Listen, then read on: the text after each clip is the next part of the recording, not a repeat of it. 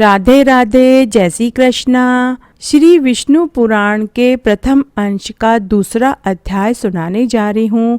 इस अध्याय में 24 तत्वों के विचार के साथ जगत के उत्पत्ति क्रम का वर्णन और विष्णु की महिमा का वर्णन आएगा।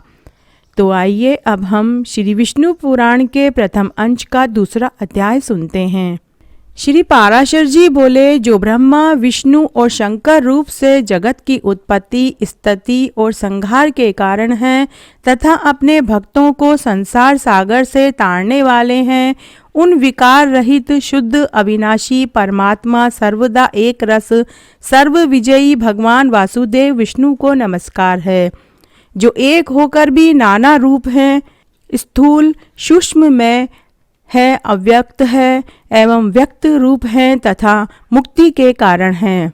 उन श्री विष्णु भगवान को नमस्कार है, जो विश्व रूप प्रभु, विश्व की उत्पत्ति, स्थिति और संहार के मूल कारण हैं।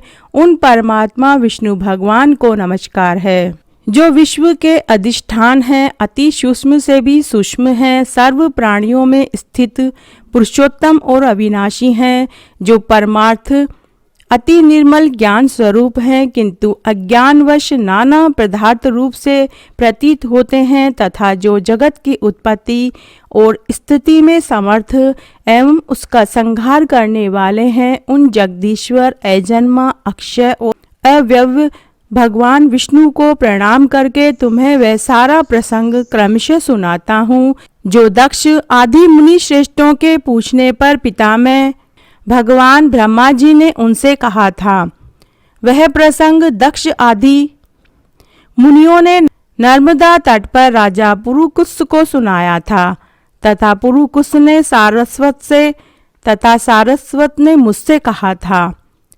जो पर से भी पर परम श्रेष्ठ अंतरात्मा में स्थित परमात्मा रूप वर्ण नाम और विशेषण आदि से रहित हैं, जिसमें जन्म वृद्धि परिणाम क्षय और नाश इन 6 विकारों का सर्वदा अभाव है, जिसको सर्वदा केवल है इतना ही कह सकते हैं तथा जिनके लिए यह प्रसिद्ध है कि वे सर्वत्र हैं और उनमें समस्त विश्व बसा हुआ है, इसलिए ही विद्वान जिसको वासुदेव कहते हैं वही नित्य अजन्मा अक्षय अव्यय एक रस हे गुणों के अभाव के कारण निर्मल पर ब्रह्म है।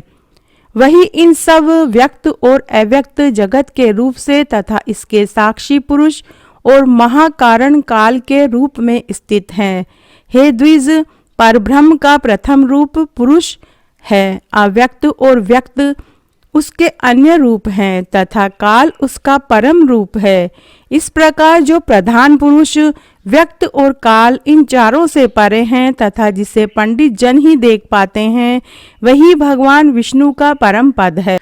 प्रधान पुरुष व्यक्त और काल ये रूप पृथक पृथक संसार की उत्पत्ति, पालन और संहार के प्रकाश तथा उत्पादन में कारण हैं। भगवान विष्णु जो व्यक्त अव्यक्त पुरुष और काल रूप में स्थित होते हैं, इसे इनकी बालवत कीड़ा ही समझो। उनमें से अव्यक्त कारण को जो सदस्य द्रूप और नित्य हैं, श्रेष्ठ मुनिजन प्रधान तथा सूक्ष्म प्रकृति कहते हैं। वह क्षय रहित है, उसका कोई अन्य आधार भी नहीं है तथा अप्रेम्य अजर निश्चल शब्द स्पर्शादि शून्य तथा रूपादि रहित है। वह त्रिगुण में और जगत का कारण है तथा स्वयं अनादि एवं उत्पत्ति और लय से रहित है। यह संपूर्ण प्रपंच प्रलय काल से लेकर सृष्टि के आदि तक उसी से व्याप्त था। हे विद्वान, श्रुति के मर्म को जानने वाले श्रुति परायण ब्रह्मवेता महात्मागण इसी अर्थ को लक्ष्य करके प्रधान के प्रतिपादक इस श्लोक को कहा करते हैं। उस समय न दिन था, न रात्रि थी, न आकाश था, न पृथ्वी थी, न अंधकार था, न प्रकाश था, न इसके अतिरिक्त कुछ और ही था। बस श्रोत्रादि इंद्रियों और बुद्धि आदि का अविषय एक प्रधान ब्रह्म और पुरुष ही था। हे विप्र, विष्णु के परम स्वरूप से प्रधान और पुरुष ये 2 रूप हुए। उसी के जिस अन्य रूप के द्वारा वे दोनों संयुक्त और वियुक्त होते हैं, उस रूपांतर का ही नाम काल है। बीते हुए प्रलय काल में यह व्यक्त प्रपंच प्रकृति में लीन था, इसीलिए प्रपंच के इस प्रलय को प्राकृत प्रलय कहते हैं। हे द्विज, काल रूप भगवान अनादि हैं, इनका अंत नहीं है, इसलिए संसार की उत्पत्ति, स्थिति और प्रलय भी कभी नहीं रुकते। हे मैत्रेय, प्रलय काल में प्रधान के साम्य अवस्था में स्थित हो जाने पर और पुरुष के प्रकृति से पृथक स्थित हो जाने पर विष्णु भगवान का काल रूप प्रवत होता है। उन परम ब्रह्म परमात्मा विश्व रूप सर्वव्यापी सर्वभूतेश्वर सर्वात्मा परमेश्वर ने अपने इच्छा से विकारी प्रधान और अविकारी पुरुष में प्रविष्ट होकर उनको शोभित किया है। जिस प्रकार क्रियाशील न होने पर भी गंध अपनी सनिधि मात्र से ही मन को शुभित कर देता है, उसी प्रकार परमेश्वर अपनी सनिधि मात्र से ही प्रधान और पुरुष को प्रेरित करते हैं। हे ब्राह्मण, वह पुरुषोत्तम ही इनको शोभित करने वाले हैं और वे ही शुद्ध होते हैं तथा संकोच और विकास युक्त प्रधान पुरुष से भी वे ही स्थित हैं। ब्रह्मादि समस्त ईश्वरों के ईश्वर वे विष्णु ही समष्टि व्यष्टि रूप ब्रह्मादि जीव रूप तथा महत्व रूप से स्थित हैं। हे द्विश्रेष्ठ, सर्ग काल के प्राप्त होने पर गुणों की साम्यावस्था रूप प्रधान जब विष्णु के क्षेत्रज्ञ रूप से अधिष्ठित हुआ तो उससे महत्व की उत्पत्ति हुई महान को प्रधान तत्व ने आवृत किया। महतत्व सात्विक राजस तामस भेद से 3 प्रकार का है, किंतु जिस प्रकार बीज छिलने के से संभाव से ढका रहता है, वैसे ही यह त्रिविध महत्व प्रधान तत्व से सब ओर व्याप्त है। फिर त्रिविध महत्व से ही वैकारिक तेजस और तामस भूतादि 3 प्रकार का अहंकार उत्पन्न हुआ। हे महामुने, वह त्रिगुणात्मक होने से भूत और इंद्रिय आदि का कारण है और प्रधान से जैसे महतत्व व्याप्त है वैसे ही महतत्व से वह व्याप्त है। भूतादि नामक तामस अहंकार ने विकृत होकर शब्द तन्मात्रा और उससे शब्द गुण वाले आकाश की रचना की। उस भूतादि तामस अहंकार ने शब्द तन्मात्रा रूप आकाश को व्याप्त किया। फिर आकाश ने विकृत होकर स्पर्श तन्मात्रा को रचा। उससे बलवान वायु हुआ, उसका गुण स्पर्श माना गया है। शब्द तन्मात्रा रूप आकाश ने स्पर्श तन्मात्रा वाले वायु को आवृत किया। फिर वायु ने विकृत होकर उस तन्मात्रा की सृष्टि की। वायु से तेज उत्पन्न हुआ है और उसका गुण रूप कहा जाता है। स्पर्श तन्मात्रा रूप वायु ने रूप तन्मात्रा वाले तेज को आवृत किया। फिर तेज ने भी विकृत होकर रस तन्मात्रा की रचना की। उस रस गुण वाला जल हुआ। रस तन्मात्रा वाले जल को रूप तन्मात्रा में तेज ने आवृत किया। जल ने विकार को प्राप्त होकर गंध तन्मात्रा की सृष्टि की। उससे पृथ्वी उत्पन्न हुई, जिसका गुण गंध माना जाता है। उन आकाश आदि भूतों में तन्मात्रा है, इसलिए वे तन्मात्रा ही कहे गए हैं। तन्मात्राओं में विशेष भाव नहीं है, इसलिए उनकी अविशेष संज्ञा है।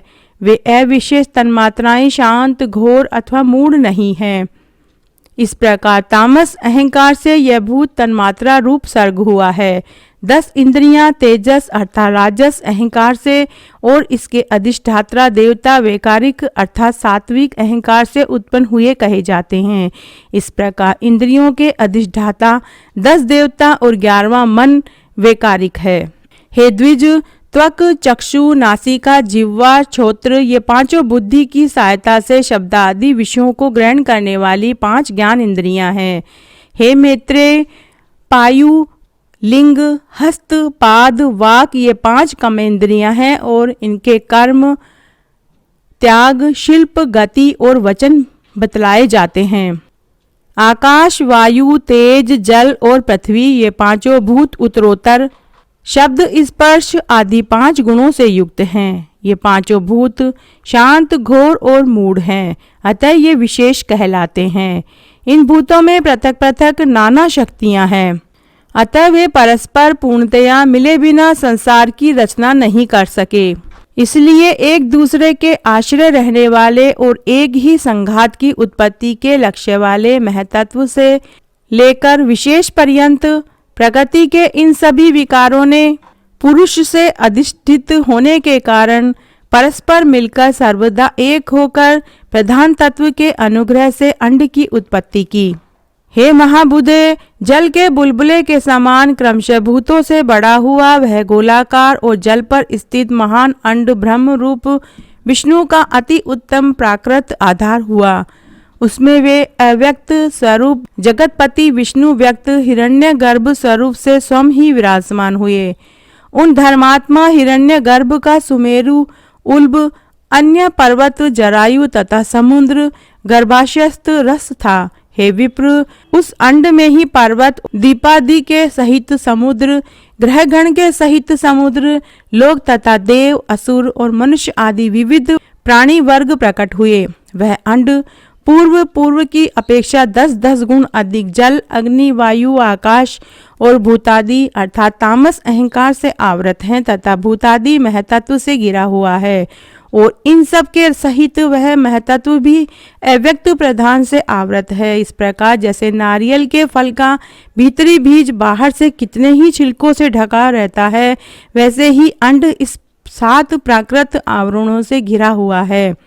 उसमें स्थित हुए स्वयं विश्वेश्वर भगवान विष्णु ब्रह्मा होकर रजोगुण का आश्रय लेकर इस संसार की रचना में प्रवृत्त होते हैं तथा रचना हो जाने पर सत्वगुण विशिष्ट अतुल पराक्रमी भगवान विष्णु उसका कल्प पर्यंत युग युग में पालन करते हैं। हे मैत्रेय, फिर कल्प का अंत होने पर अति दारुण तम प्रधान रुद्र रूप धारण कर वे जनार्दन विष्णु ही समस्त भूतों का भक्षण कर लेते हैं। इस प्रकार समस्त भूतों का भक्षण कर संसार को जलमय करके वे परमेश्वर शेष शैया पर शयन करते हैं।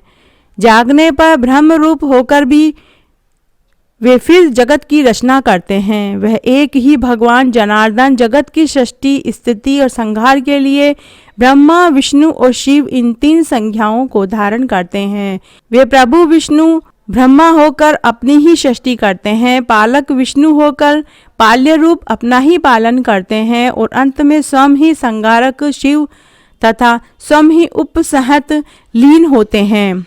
पृथ्वी, जल, तेज, वायु और आकाश तथा समस्त इंद्रियां और अंतःकरण आदि जितना जगत है सब पुरुष रूप है, क्योंकि वह अव्यव विष्णु ही विश्व रूप है, सब भूतों के अंतरात्मा है। इसलिए ब्रह्मादि प्राणियों में स्थित सर्गादिक भी उन्हीं के उपकारक हैं। वे सर्व स्वरूप श्रेष्ठ वरदायक वरण्य भगवान विष्णु ही ब्रह्मा आदि अवस्थाओं द्वारा रचने वाले हैं। वे ही रचे जाते हैं, वे ही पालते हैं, वे ही पालित हैं, वे ही संसार करते हैं और स्वयं ही सहत होते हैं। तो इस तरह आज मैंने आपको श्री विष्णु पुराण के प्रथम अंश का 2वां अध्याय सुनाया। आशा करती हूँ यह आपको जरूर पसंद आएगा।